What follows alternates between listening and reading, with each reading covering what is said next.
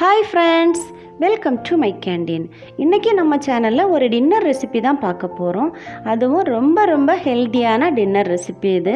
இந்த தோசை கார சட்னி தேங்காய் சட்னியோடு சாப்பிட்றதுக்கு ரொம்ப டேஸ்ட்டாக இருக்கும். இப்போ இதை எப்படி பண்ணலான்னு பார்க்கலாம். இது பண்ணுறதுக்கு 1 கப் அளவுக்கு உடைச்ச கோதுமை எடுத்துக்கலாம். கோதுமை குருணேன்னு கடைகளில் கிடைக்கும், அதான் எடுத்திருக்கேன்.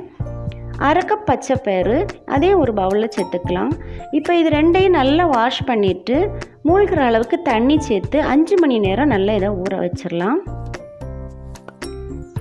ரெண்டையும் தனித்தனியாக ஊற வச்சிடணும்.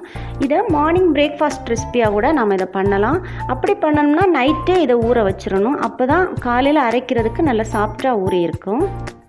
இப்போ பாருங்கள், 5 மணி நேரத்துக்கு பிறகு நல்லா ஊறி வந்திருக்கு. கோதுமை பச்சை பயிரெல்லாம் நல்லா சாஃப்டாக ஊறி வந்திருக்கு. இதோட தண்ணியை வடிச்சிட்டு மிக்ஸி ஜாரில் சேர்த்துட்டு அரைச்சிடலாம்.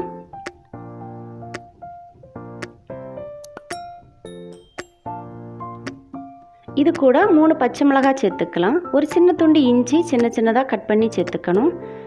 கூடவே 1/2 டீஸ்பூன் சீரகம், 3 டேபிள் ஸ்பூன் துருவின தேங்காய் சேர்த்துக்கலாம். இப்போ இதில் அரைக்கிறதுக்கு கொஞ்சம் தண்ணி சேர்த்துக்கலாம். கிட்டத்தட்ட 1/2 லிட்டர் அளவுக்கு தண்ணி சேர்த்துருக்கேன். இதை நல்லா நைஸாக அரைச்சி எடுத்துக்கணும். பாருங்கள், இந்த மாதிரி அரைச்சி எடுத்துக்கலாம். இது கூட 1/2 கப் கேழ்வரகு மாவு சேர்த்துக்கணும். கேழ்வரகு மாவுக்கு பதிலாக நம்ம கேழ்வரகை ஊற வச்சு கூட அரைச்சி சேர்த்துக்கலாம். ஒரு 1/4 கப் அளவுக்கு கேழ்வரகை ஊற வச்சு சேர்த்து அரைச்சிக்கலாம்.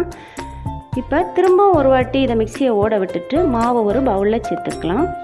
இப்போ மாவுக்கு தேவையான உப்பு சேர்த்துக்கணும். 1/4 டீஸ்பூன் பேக்கிங் சோடா சேர்த்துக்கலாம். உடனே இதை சுடுறதுனால 1/4 டீஸ்பூன் பேக்கிங் சோடா சேர்த்துக்கணும். அப்போ தான் தோசை வந்து நல்லா சாஃப்டாக வரும். இதை நல்லா மிக்ஸ் பண்ணி விட்டுட்டு எடுத்துக்கலாம். இதை ஒரு 15லேருந்து 20 நிமிஷம் மூடி வச்சிடலாம். 20 நிமிஷத்துக்கு பிறகு பாருங்கள், கொஞ்சமாக மாவு நல்லா பொங்கி வந்திருக்கு. இதை நம்ம தோசை ஊற்றும் போது நல்லா சாஃப்டாக வரும்.